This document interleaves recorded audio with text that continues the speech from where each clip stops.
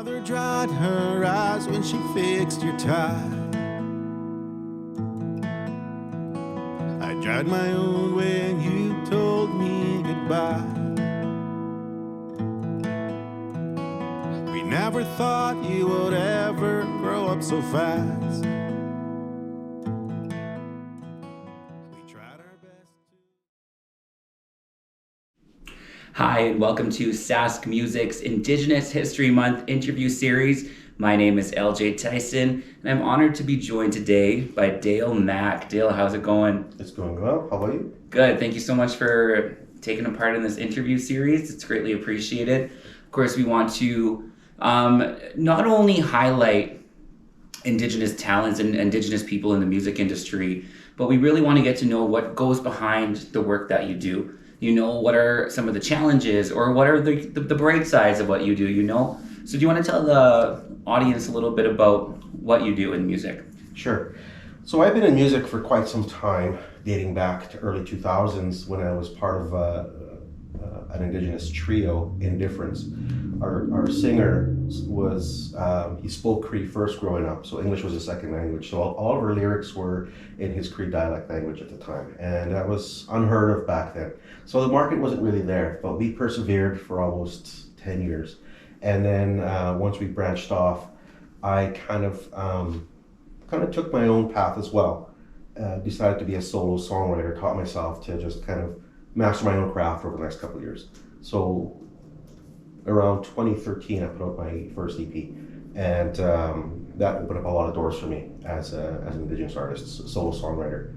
And then that's when I really took my years of experience before then, touring, performing, the business side of it, the barriers that we have to face daily, and I put it to work and put my knowledge to work, put myself to the test at the same time, and just began to really navigate with that previous experience to keep going into my journey. So I've got a few EPs out already, working on my third full-length release, and keeping that path going forward. Currently, it involves not just my production music, but also language preservation. Our language, the Nakota language, is a threatened language. We're down to, I think, 1 or 2 fluent speakers now in my area. So a lot of my writing now incorporates their input, their guidance, their teaching, and making sure that I'm preserving it correctly so that it's done right and with that heart in mind. So it takes a lot of careful approach to make sure that I'm doing it right and in a good way. So that's kind of where I'm at right now in my journey from then to now. Well, not only is it language preservation, but I mean, you're also opening that door to so many people who might have not otherwise heard that language, right? Just music lovers in general are going to hear that and think, oh my goodness, what a beautiful language, and then dive into it from there, right? So great. Thank you for doing that. That's awesome. What are the biggest challenges of writing in a different language other than English? A lot of it has to do with retaining. Mm-hmm. When you're the only one in your writing space, you have no one to speak to or someone to correct what you're saying. So that is one challenge. You have no one to say, well, maybe it was taught this way, or maybe you should say it that way. So I do have to do a lot of messaging and inboxing to say, how do I say it so I can say it right? So that's one challenge. The other challenge is making sure that it translates and captures what I want to say, because the language is so it's so strong and so old that a lot of newer words and a lot of newer technology wasn't captured back then. Yeah. Like there was no word for Facebook. You know what I mean? Yeah. so those kinds of things you have to think about. Right. So that's another growing challenge that I have to learn. Right. So you had mentioned that you were a part of a group, then you went solo. Yeah. What are the biggest challenges of being a solo act after having been in a band where you can kind of rely on others? Oh gosh. It's a big question. Yeah, it's a good question. It takes you have to learn to wear a lot of hats at once. Yep. The producer hat, the writer hat, the performing hat, the musician hat, everything at once. And the business side of it. You really have to have a keen sense. I tried to ignore it for as long as I could, because I was like, well, I'm not really good with numbers, and now I have no choice. Yeah. Now you have to do the booking and everything, so that takes that business side. You have to learn your craft. So it's a lot to wear at the same time. Right. Yeah. Do you find yourself when like you're producing your own stuff? Do you feel you're being overly critical of yourself? I know a lot of producers that produce their own stuff will spend hours and hours and hours, and sometimes things never get done. Exactly that. Like I could write a song for about 2 weeks and then put it away and like, oh my God, I'm never gonna write that again because I suck. And then 2 months later, I'll think, hey, that wasn't bad at all. Yeah. So I have to take a break once in a while. Yes, that is very common with me as well. I can write a song, write some lyrics, and not like it, and then slowly grow into it. Right. If you had to introduce your music to someone for the first time, what song, what piece of work are you showing them? That's a big question. What piece of work for the first, like for the older stuff or the newer stuff? Let's say the newer stuff. The newer stuff, Yeah. I would show them a song called Thundering Sound. It's not released yet, but I wrote it while in residency at the Banff Arts Center a few years back. And I showed it to some of my great friends who were producers at the time. And they loved the story essence of it. And it just painted a picture of a man struggling to grasp with all these things that are happening around him, all these events in the news that are causing so much turmoil and heartache in our Indigenous nations. And he seeks answers. And when we go for answers, I'll speak for myself. When I go for answers that are really troubling me, I'll go to ceremony. So that song is about this man going to the Big Lodge for answers.